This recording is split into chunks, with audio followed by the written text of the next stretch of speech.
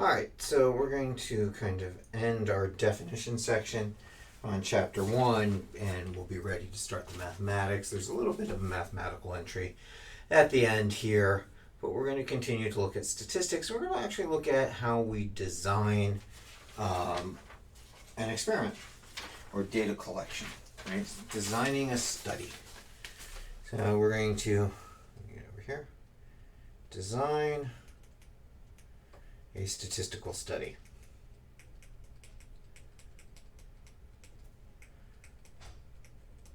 So number one, first thing you want to do is identify,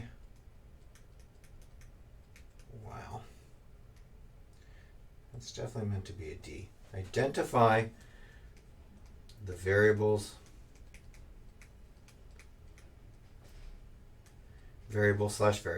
of interest. And this in general can be called the focus. What are you trying to find out? What are you trying to measure? What are you asking? And the population. Right. So what am I asking of what? Right? I want to ask the age as my variable of interest, but the age of what? Marmots? Or the age of people, right? Right, so what we are looking at, this kind of says, what are we observing? Identify it. Try to break it down. Here's the great step. It says develop. I'll just read what's on the slide. I'm just going to write, develop a detailed plan for collecting data. Collecting data is where things can go weird for us. The way we collect data affects what data we get. And so there's a caveat here. If you use a sample, make sure your sample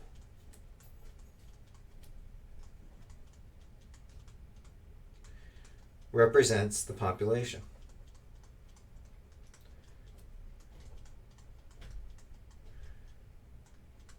And that's the hard part. We need to make sure we collect enough things, we collect the right amount of things, that we're randomly grabbing things, that the way we look doesn't affect things. And so this number 2 is a lot of work. Developing that plan and making sure the things you look at are enough to infer or state the claims you're going to make. And a lot of what we're going to look into is how we can do that. Go out and actually collect the data. Make the measurements, do the surveys, get your polls. And then you describe the data with descriptive statistics. Organize it, make charts, get a feel for what you just measured in statistical language. Get your variables, averages, means, get the spread of your functions, see if and see what you have. Then you want to interpret that.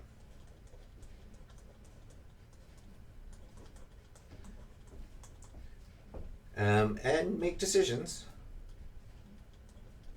on the population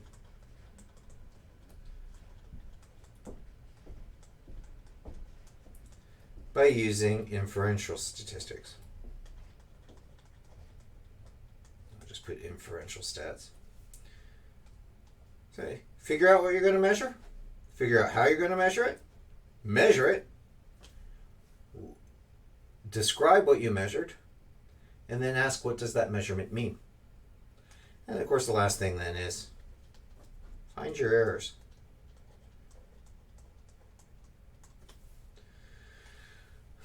And so this is a general process of what we need to do to design a study. Well, there's different ways we can collect data. So there's the observational study. That's mine. I'm an astronomer. We look at stars, and there's loads of them. So we measure, and we use the statistics on them to figure out what that means to physical laws. And then we say, well, if this was true, if I look over here, I should see something like this. All right? And so a researcher observes and measures characteristics. So observe and measure characteristics of interest. Characteristics of interest. I'm just going to abbreviate the slides. I'm going to try to expound on some of these definitions where I can. Coming across observational studies, notice there's no interaction with the sample other than measuring it, or the sample with the data units. Right? You're not setting anything up. You go out, you find it, and you count it. You measure it, you observe it. Experimental study is you're going to do something and you want to see the effect of something. And so in this case, we're going to use a word that borrows from medicine. A treatment is applied. Treatment applied to part of the population.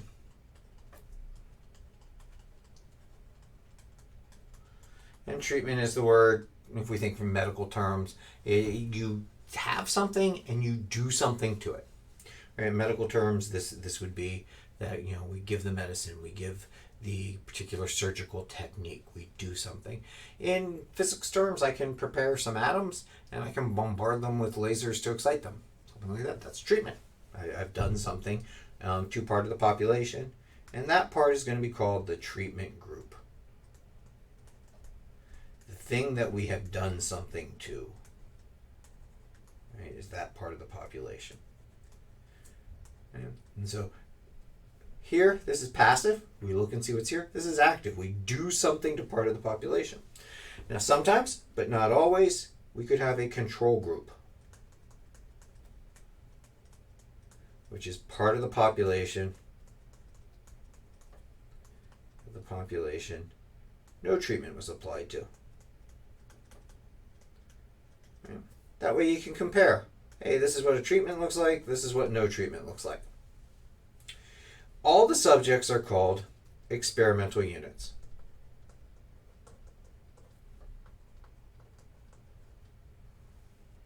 Sometimes we will use a placebo, which is a pretend treatment. That way, both groups think they're getting a treatment, but only one of them is getting the thing that you want to see. And so you would give the placebo to the control group.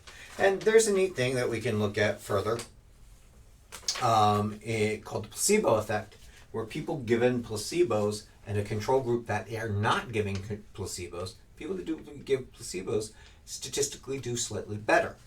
There's also been some recent research on this where they have given placebos to people, telling them this is a sugar pill, it's not going to help you, and they still do a little bit better.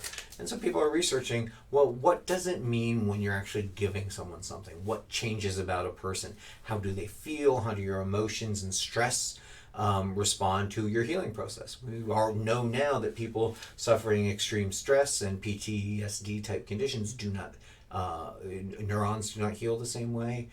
Physiologically do not heal the same way. The body's in a fight and flight response. So is the fact of offering someone care enough to start a change in body chemistry? We're early learnings on that, but the statistics are telling us it's worth exploring. And that comes from giving placebos and actually telling people that was a placebo. And they still do slightly better than people given nothing. So something about, hey, I'm treating you, helps people. Another one I use a lot, on me personally, are simulations. You make a model of very complex things, and you see the probable outcomes. We usually do these on computers, and then we compare the probable outcomes to reality. We tend to do this on things that might be dangerous. All right, let's say I'm making a new fuel valve for a car, and I will run simulations on it to see points of error. I'll say, well, what happens if the pressure is outside of tolerance? What happens if something else goes on? And you run as many simulations as you can think of to see what happens to the simulation. Because I don't want to take a population of people running with that new valve and find out that under a drop in pressure, it causes the tank to explode or something like that, right? Right, so you run your simulations first to make sure that the thing within operational parameters, there's no unexpected things happening. And due to the random nature of some things, this is something you need to check, and we have stochastic methods that can help us do it.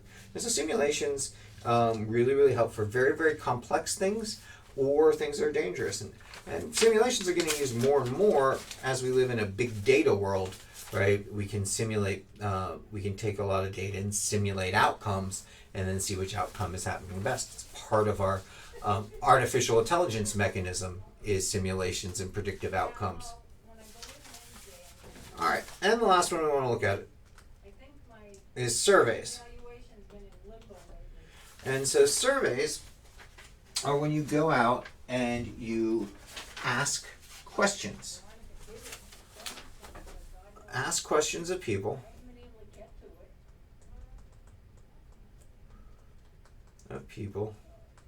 using interviews,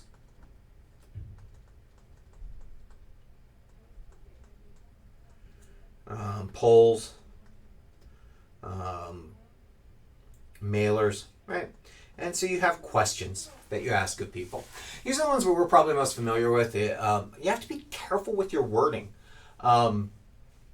An example, because we're in political season right now, you will sometimes get a call and, hey, that has to be party A because they worded the question because they want their numbers. They want to be able to publish a survey saying so many people agree with us or disagree with us. And what you'll get is, do you think candidate A is strong on something? And do you think candidate B is weak on the same thing? And by that word choice of strong or weak, they're forcing you to answer a certain way. Principal psychology. While the better survey question is, what do you think of the position, or do you agree or disagree with the position of candidate A on something? Do you agree or disagree with the position of candidate B on the same thing? But by choosing active words that have a psychological resonance, they force certain answers out of people. And people do this on purpose sometimes to bump up their numbers in surveys. People do it on purpose sometimes just because of the bias of how we think. And so when you design surveys, language, your language choice is important.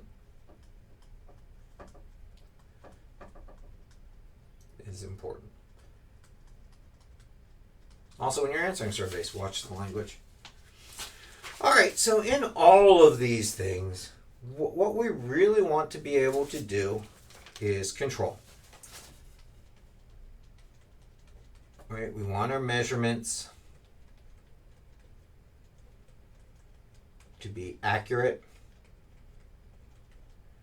We want the data units to be from the pop we're looking at. Right? We don't want anything from another population coming in, and so on. We want to control what we're measuring and what we're seeing. We want to be able to do it so that each data unit we have, we can say is as close to being as real as possible. We also want it randomized. You will find as we go on, nature is not perfect. In our concept of perfect, it's perfect in its own perfection. Try this again. Nature is not perfect. There is no 100%, truly, in whole populations. There's errors everywhere. There's also randomness. You measured something to be 5 feet. It was actually 5.01. That causes things to go slightly different. And askew. Randomness happens in the processes that make things happen. We also have to randomize how we measure things. And so randomization is a key to everything we do. One of the big parts when we're doing data randomized is if I go out and choose what I measure, the act of choosing influences what I picked. So I try to randomize as many things as possible so I'm sure I get a representation of the population. So random works in many different ways for us. The other one is replication. Whatever I observed or whatever I would do, someone else should get the same, should get statistically similar results. Get statistically similar results. And what I mean by that is, if I go out and measure a sample of a population and I get an average of 6.7 for the number of television someone will own in a lifetime, 6.7 is the average.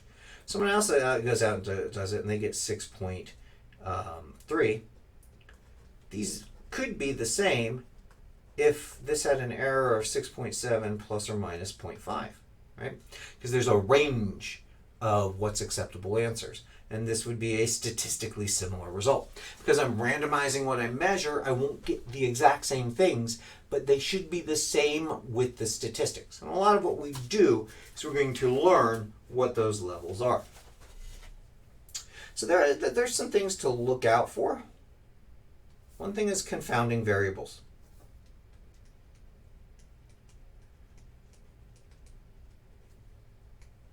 And what a confounding variable is that the same outcome, the thing you measure,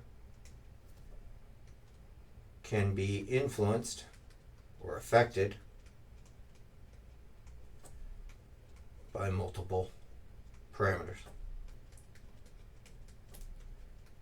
I'll give an example. I'm doing a traffic survey because I think there's congestion on a road. So I go to one of the rotaries and I count all the cars coming into one way. Right, here's my rotary. Right, and I'm counting all the cars coming in here, all the cars coming in and out. And I find that from 5 p.m. until 8 p.m. when I do my survey, this is slowing down because there's too many cars.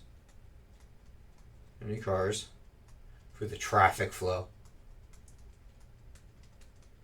And so I recommend, okay, we're going to spend a couple million. We're going to widen this into double lanes here and a double lane rotary to do the flow. Someone decides to replicate it and they go down from 5 p.m. to 8 p.m. and they don't get too many cars. They get that the flow is within parameters. I go back down and I measure it and I don't see it anymore.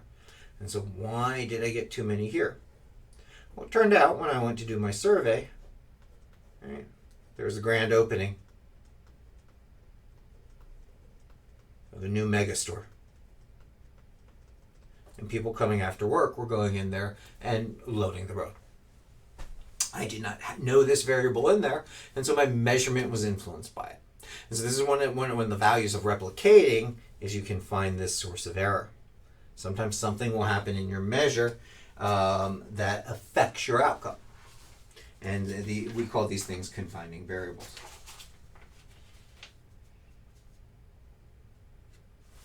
Now, to help get rid of that, let's say about the placebo effect, right? And we don't want a confounding variable due to the placebo effect, there's a thing called blinding, where the patients don't know, or the subjects don't know,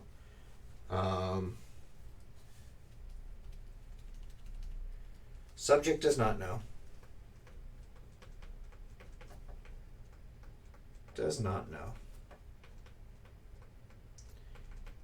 if they have treatment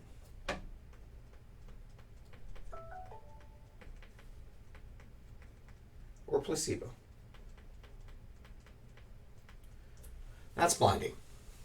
Double blinding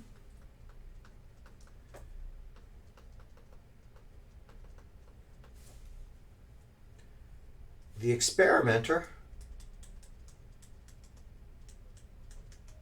and the subject don't know.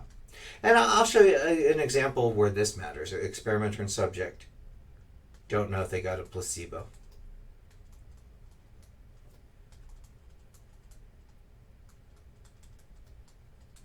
Just a treatment or placebo.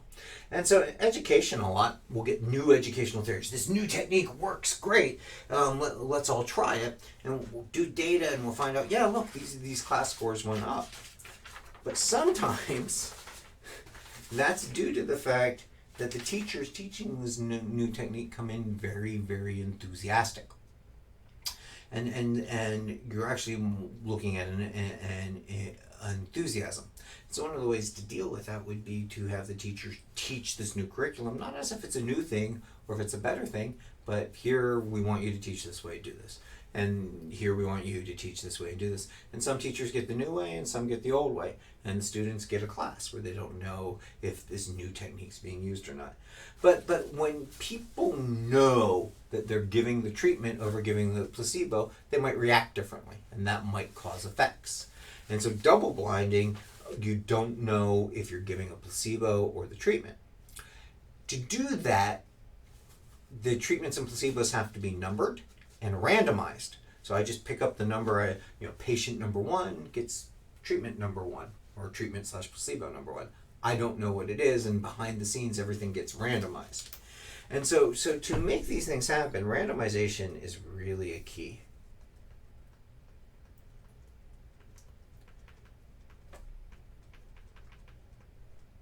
In how we observe.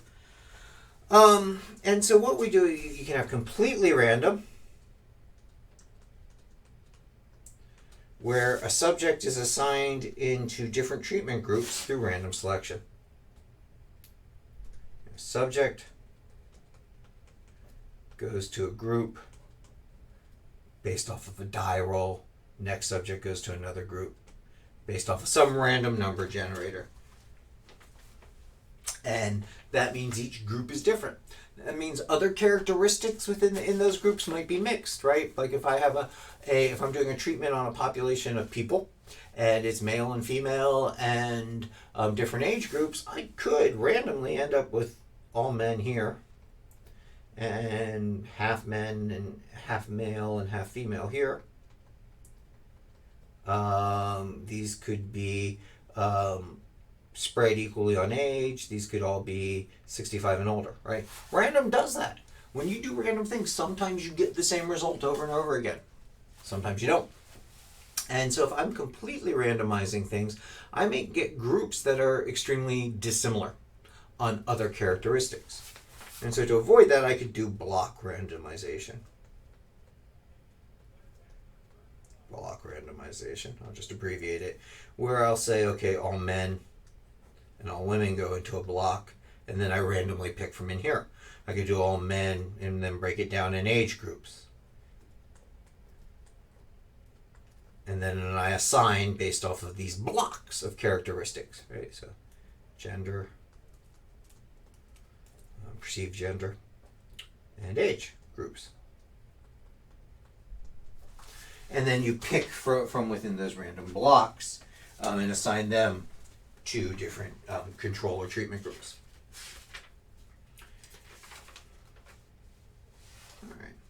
And another thing to do is to find pairs, called matched pairs,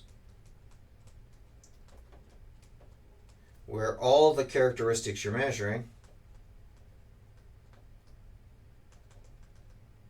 are the same for 2 sample units. I'm definitely getting this up higher. And then in one subject in the pair, right, so I get a pair, same gender, same age, and I'll say one goes treatment, one goes placebo, based off of like a coin flip, something random. And so I take all my pairs and they get split up equally coming through. One of the things you will hear me emphasize is sample size matters. And we'll call that little n. And to get better data, you want n to be large. In fact, generally statistics really don't start coming into play until you get to about 50, an n of 50. And of course, then the last thing you want to do is I might do an experiment on 500. I get my statistics and I say, this is good. I have my average, success rate is 98.3%. Right? I've got, a range of what this is possible, and so on. I'll say, well, what happens if I do this with 100,000 people?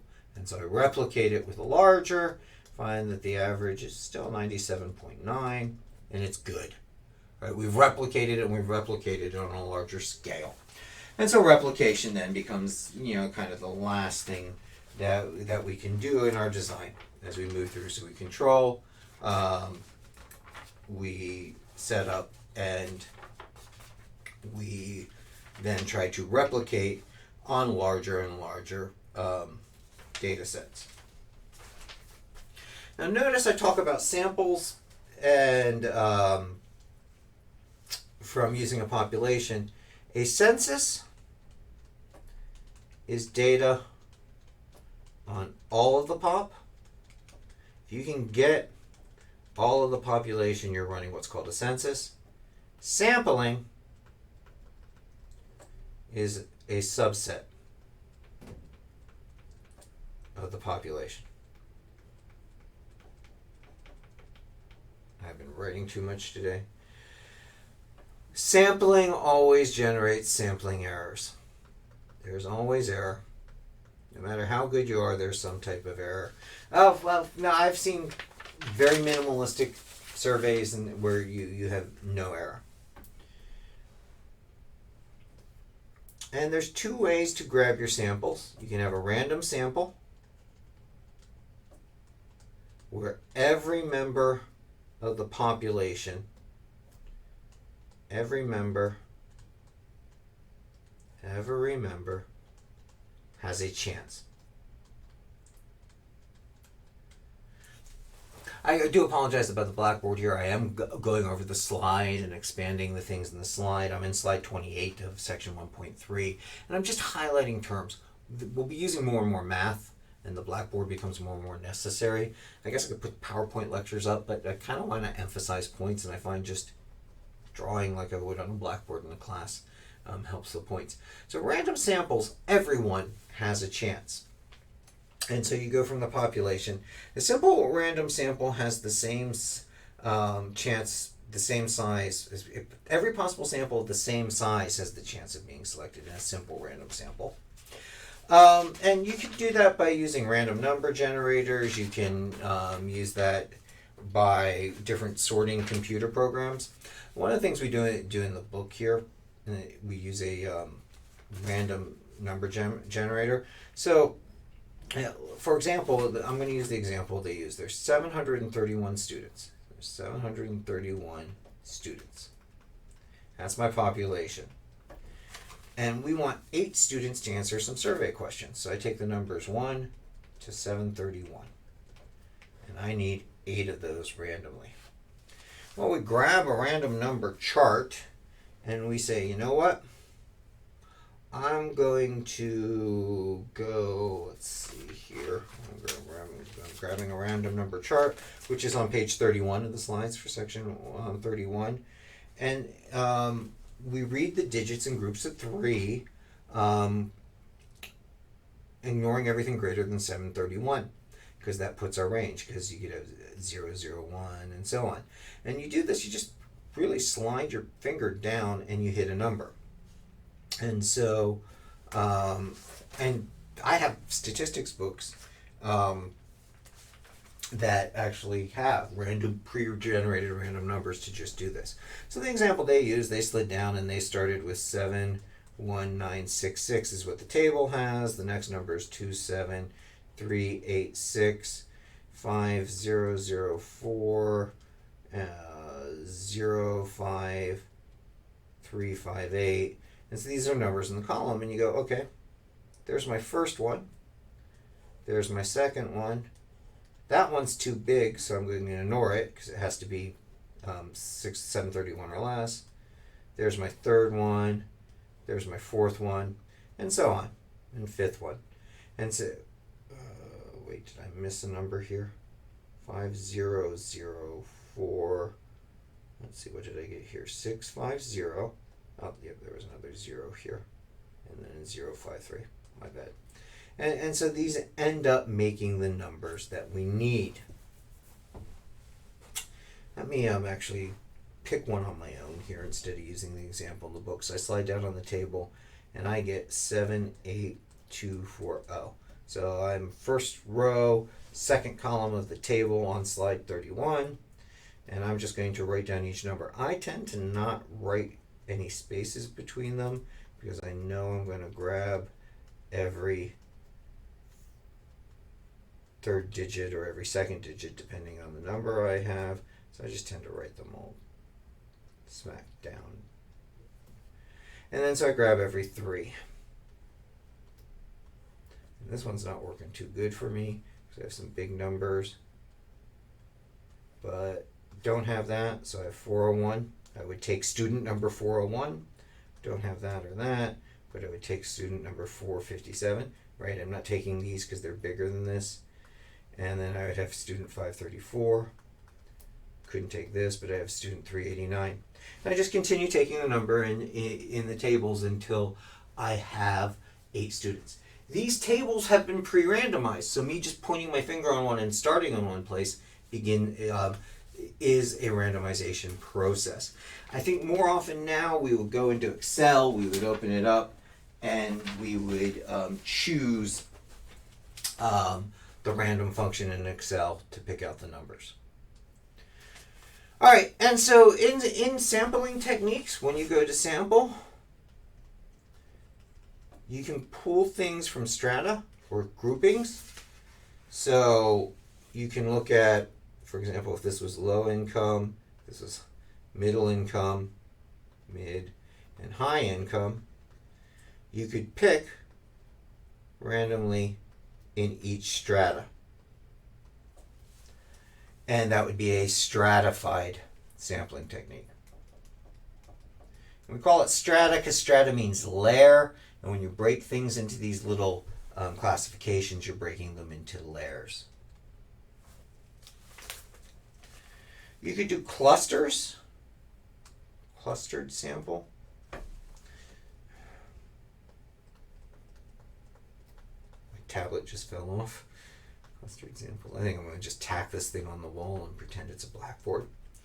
And so you could take zones in the zip code. That's the example they use. And you could, each zone ends up mapping across the county. And you could divide the households into clusters according to the zip codes.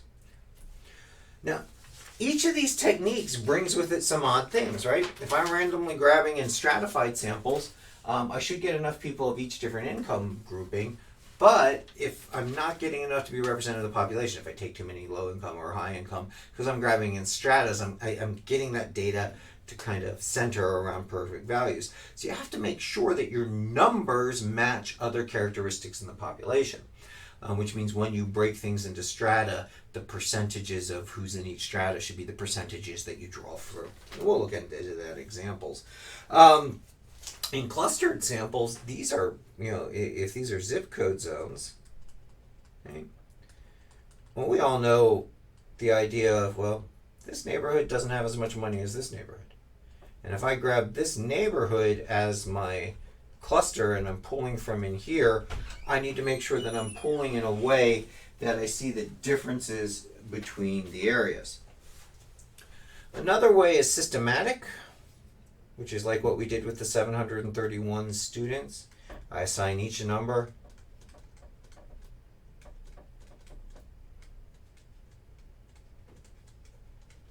And I randomly grab so many numbers. That's a system that will help me generate my random samples. That's one I actually tend to prefer. And you can start at a random position. You can also do, right, so using a completely randomizing, or you can start at 1 and jump every nth value. And now the order that you place them in matter. So if I had people sign up for this and given their number based off of some time that they registered, that time of register could affect. Notice how in each of these techniques I'm showing possible errors that could come in, because none of these techniques are perfect. And then there's convenience sampling. Right? If I just go to the corner and ask people survey questions, right, that's convenient for me. I ask them 2 questions, but based on where I'm at, based on who's responding, that really doesn't give me a full representation of the population. All right, these definitions, read them in the book. Read the defs. I've tried to give some errors around them. Play with the problems in the book and get used to classifying things and asking questions about them. I'll put some examples up. I'll put an example of how we randomize numbers and do some different randomization techniques using this terminology. What I want you to do is sort out these different things. I'm trying to emphasize right now the overall structure of how we design an experiment and how error can enter into any one of these. You'll hear some people prefer certain ways over others, but in all of them, error can come into play. And biases, which is where the way you chose something gives a very particular type of error.